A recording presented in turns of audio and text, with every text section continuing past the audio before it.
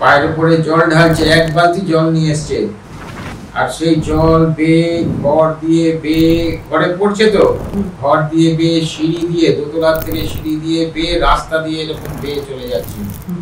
বালতির জলও শেষ হচ্ছে না, আর ওই জলের ধারা আর বলছেন যে এটা নিয়ে গিয়ে রাখেন, সবাই স্নান করে, কুম্ভের স্নান এইখানেই হইল। বুঝলে, ঘরে ঢুকে যাবে। মহিলা এখন তক্তা বসে সজ্জায়, শেষ সজ্জায়, কোনো এ নেই, তার বন্ধ। তো ওনারা দুজন পিছন থেকে ওনারাও এসে ঢুকেছেন। তার ঠাকুর সোজা এসে মহিলার মাথার উপরে কপালে ডান পাটা তুলে দিলেন, দিয়ে বলছেন, তাকাইয়া দেখেন, স্বয়ং শ্রীহরি আপনার শিয়রে।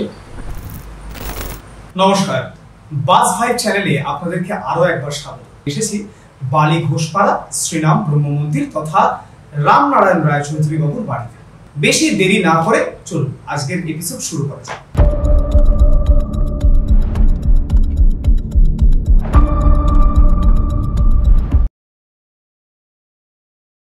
আজকে আরো একবার আমাদের অতিথি রামনারায়ণ রায়চৌধুরী। রামনারায়ণ বাবু, আপনাকে আরো একবার স্বাগত আমাদের চ্যানেলে।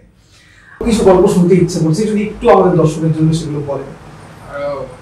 বলি, ঠাকুর এক বাড়িতে আছেন, তো ঠাকুর কোনো বাড়িতে থাকা মানে আগেকার দিনের পূর্ববঙ্গে বা পশ্চিমবঙ্গে, কলকাতা শহরে থাকতেও বহু ভক্ত সকাল থেকে রাত অবধি নাম নিতে আসতেন, প্লাস ঠাকুরের কাছে আসতেন নানান উপদেশ, আলাপ, গল্প ইত্যাদি, ঠাকুরকে সঙ্গে সঙ্গ করা। তো ঠাকুর এক বাড়িতে আছেন, তো সেই বাড়ির কিছু মহিলা, তাদের মন খারাপ, তারা এসে বলছে যে আমরা ওই যে এলাহাবাদে যে প্রয়াগ যে ওই কুম্ভ মেলা হয়, হ্যাঁ, কুম্ভ মেলায় তো আমাদের অর্থও নাই, শারীরিক সামর্থ্যও নাই, আর এত পরিশ্রমের, তখনকার দিনে তো অনেক ঝক্কি ছিল যাওয়া, আজ থেকে 100 বছর আগে কুম্ভ মেলায় যাওয়া বা আমাদের এই গঙ্গাসাগরে যাওয়া খুব ছিল, সাংঘাতিক দুর্গম ছিল। তো আমাদের বলে আপনাকে খুব মন খারাপ, আচ্ছা গুরুর সেবা কইরা, গুরুর পায়ে জল ওই স্নান করাইয়া জল নিলেও কুম্ভের কাজই হয়। বলছে যে একটা বালতি আনেন, বালতিতে জল ভইরা আনেন, আর একটা গামলা আনেন, গামলাই না, আর ঠাকুর বিছানায় বসে পা দুটোকে এরকম ঝুলিয়ে দিয়েছে গামলার উপরে, আর ওই জল পায়ের উপরে ঢালে, পায়ের উপরে জল ঢালছে, এক বালতি জল নিয়ে এসছে, আর সেই জল বেয়ে ঘর দিয়ে বেয়ে ঘরে পড়ছে, তো ঘর দিয়ে বেয়ে সিঁড়ি দিয়ে, দোতলার থেকে সিঁড়ি দিয়ে বেয়ে রাস্তা দিয়ে এরকম বেয়ে চলে যাচ্ছে। বালতির জলও শেষ হচ্ছে না, আর ওই জলের ধারা আর বলছেন যে এটা নিয়ে গিয়ে রাখেন, সবাই স্নান করেন, কুম্ভের স্নান এইখানেই হইল। এরকম যদি আরো কিছু অলৌকিক ঘটনা, একটু অলৌকিক কোন ঘটনা যদি আরো শুনতে পাই।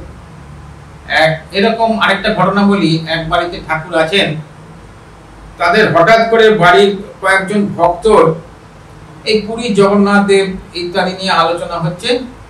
জগন্নাথ দেবের প্রসাদ খাওয়ার খুব ইচ্ছা হয়েছে, ঠাকুরকে বলছেন, ঠাকুর বলছে খুব প্রসাদ পাওয়ার ইচ্ছা জগন্নাথের, আচ্ছা ঠিক আছে, তার জানলা দরজা সব বন্ধ করে দেন, জানলা দরজা বন্ধ করে দিয়েছে, আপনারা যান গিয়া। অনেকক্ষণ পরে সবাই মানে ধান পাচ্ছে নাকে, যে ভোগের, সেই পুরীর ভোগের সেই সাংঘাতিক সুগন্ধ আসছে। ঠাকুর কিছুক্ষণ পরে বলেছে দরজা খোলো। দরজা খোলার পরে দেখছে ওই যেরকম ভোগের ওরকম হাঁড়ি, ঘরের মধ্যে সাজানো বেশ কিছু হাঁড়ি, বলছে যে নেন ইয়া, এই নিয়ে সবাই আপনারা প্রসাদ নেন, সবাই প্রসাদ দেন, পুরীর জগন্নাথ দেবের প্রসাদ। ঠাকুরের কোন এক ভক্তের লেখা বইয়ে, তার বাড়িতেই বোধহয় সম্ভবত ছিল, আমি কিছুদিন আগে পড়ছিলাম, এখন সবার নাম সবসময় স্মরণে থাকে না, মনে থাকে না। ঠাকুরের অজস্র অজস্র গল্প। ঠাকুর এক জায়গায় যাচ্ছেন, ভক্তদের বাড়িতে ঘুরে ঘুরে বেড়াচ্ছেন সকাল থেকে, তার সঙ্গে আরো কিছু ভক্ত তার দেখাশোনার জন্য ঠাকুরের সঙ্গে আছেন।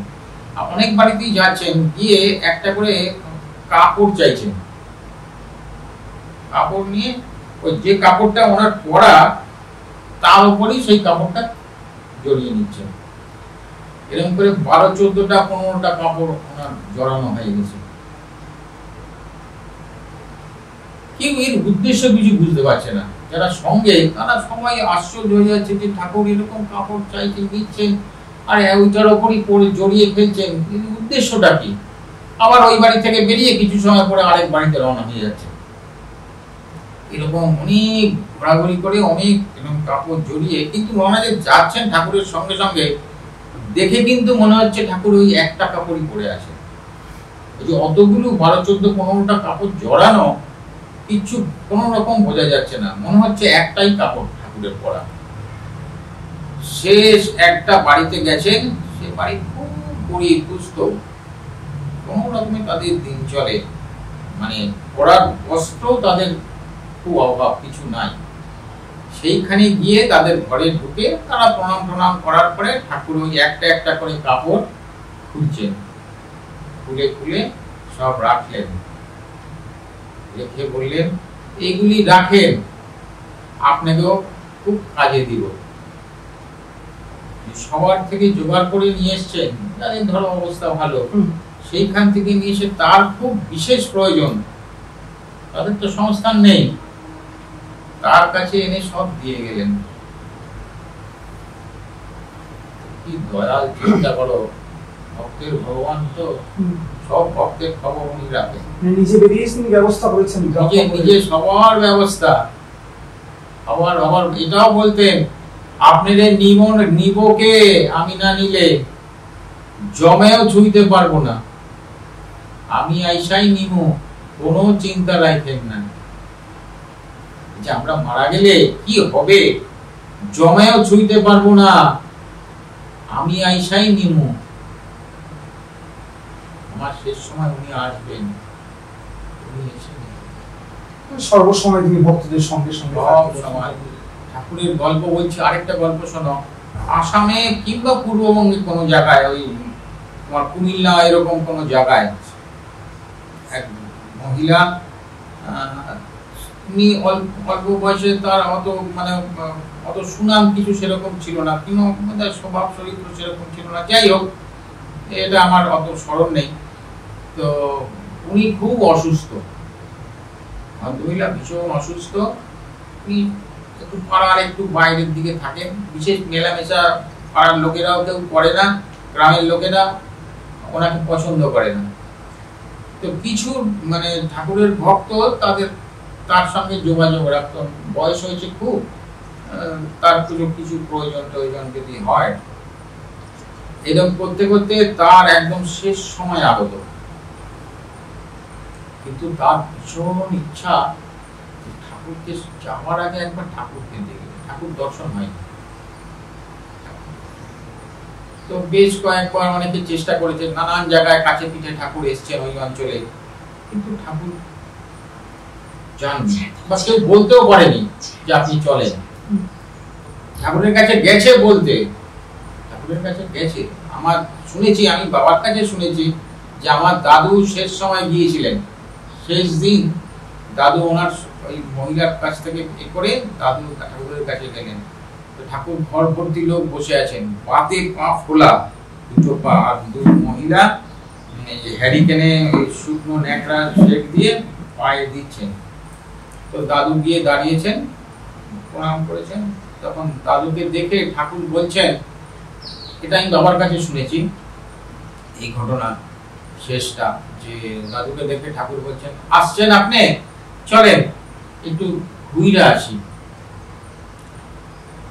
তো সবাই হই হই করে উঠেছে, আপনি এরকম সজ্জাশায়ী, পায়ে বাত ফুলে গেছে, কোনো ভক্তের বাত নিয়ে নিয়েছিল শরীরে, আপনি বলেন না একটু একটু হাইটে আসি, একটু কাজ আছে। আর উনি যেটা বলবেন তার আর নড়চড় হবে না, এরকম। যদি উনি বলেন যে এখনই যাবো গিয়ে, কেউ আটকাতে পারবে না তাকে, তখনই যাবে। তো অগত্যা ঠিক আছে, চাদরটা এরকম নিয়ে উনি বেরিয়েছেন বাইরে, বেরিয়ে যাচ্ছেন, দাদু যাচ্ছেন, আর রোহিণী মজুমদার ঠাকুরের খুব পুরনো প্রিয় ভক্ত, আমাদের এই বাড়িতেও এসছেন, বাবার কাছে শুনেছি এই বাড়িতেও এসছেন। তো রোহিণী বাবু চলেছেন ঠাকুরের সঙ্গে, দাদু বলেছেন রোহিণী দা আপনি চলেন, যাচ্ছেন। তো যাচ্ছেন যখন, ঠাকুর এনাদের থেকে অত অসুস্থ, বাতে পঙ্গু, শয্যাশায়ী, উনি হাঁটছেন ওনাদের থেকে অনেক আগে, আর ওনারা দেখছেন যে ঠাকুরের পা মাটিতে পড়ছে না ঠিক মতন, রমন করে হেঁটে ওই যে গ্রামের বাইরে যে মহিলার যে ঘর, সেই ঘরে দরজা সোজা ঠেলে ঘরে ঢুকেছেন। মহিলা এখন তক্তা বসে শয্যায়, শেষ শয্যায়, কোনো এই নেই, তার চোখ বন্ধ। তো ওনারা দুজন পিছন থেকে ওনারাও এসে ঢুকেছেন। দাদু ঠাকুর সোজা এসে ওই মহিলার মাথার উপরে কপালে পাটা, ডান পাটা তুলে দিলেন, দিয়ে বলছেন তাকাইয়া দেখেন স্বয়ং শ্রীহরি আপনার শিয়রে।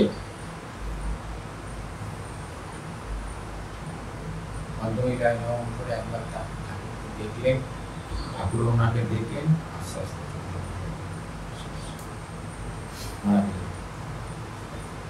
ঠাকুর বেরিয়ে এসে বললেন ওনার এখন সৎকারের ব্যবস্থা করেন, উনি যাত্রা করছেন, আপনার সৎকারের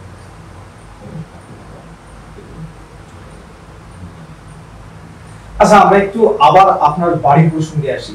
আপনি আমাকে একটু আগে যখন বলছিলেন যে আপনার বাড়ির গোপাল, যিনি এখানে এখন অধিষ্ঠান করছেন, তার সম্বন্ধে কিছু গল্প আমাকে বলবেন। অনেক অদ্ভুত অদ্ভুত গল্প।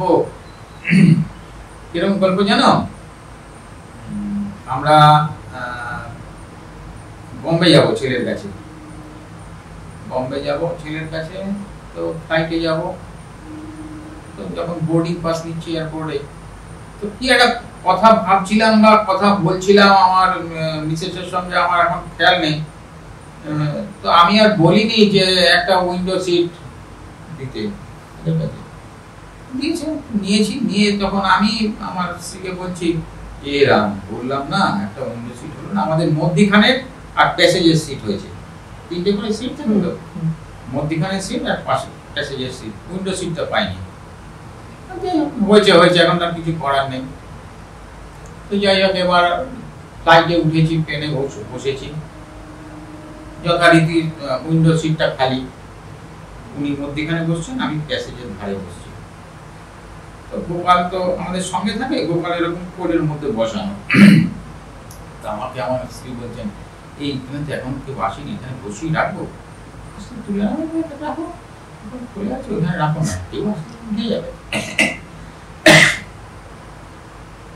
আস্তে আস্তে সব প্যাসেঞ্জার আসছে, বিশ্বাস করবে না, সমস্ত প্যাসেঞ্জার আসছে, অত বড় প্লেন, প্রায় 180-90 জন প্যাসেঞ্জার, 3 জন 6 জন করে দুদিকে, সব ভর্তি হয়ে যাচ্ছে।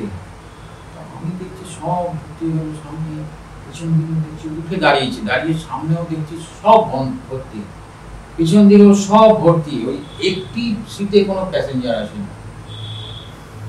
চিন্তা করে দেখো। তাই হোক, আবার বসছি, আর একটু সময় আছে, তারপরে দেখছি ওরা দরজা বন্ধ করছে। তখন আমি আমার মিসেসকে বলছি কি দরজা বন্ধ করছি, এখানে তো কেউ এখানে এলো না, ওখানে গোপাল আছে, বসে থাকুক। ফ্লাইট ওইভাবেই চলে গেল বম্বে, ওইখানে কোনো প্যাসেঞ্জার না, সমস্ত ফুল প্যাসেঞ্জার, ওই সিটে আর কোনো প্যাসেঞ্জার নেই। উনি মহারাজ ওইখানে বসে চলে গেলেন বম্বে, 3 ঘন্টা জার্নি। বম্বে থেকে ঘুরে এসেছেন আপনাদের সঙ্গে? হ্যাঁ, সব জায়গায় আমরা যেখানে যাই, হাসপাতাল, কোনো শ্মশান বা শ্রাদ্ধ বাড়ি ছাড়া, তাও ওকে বলে যেতে হবে।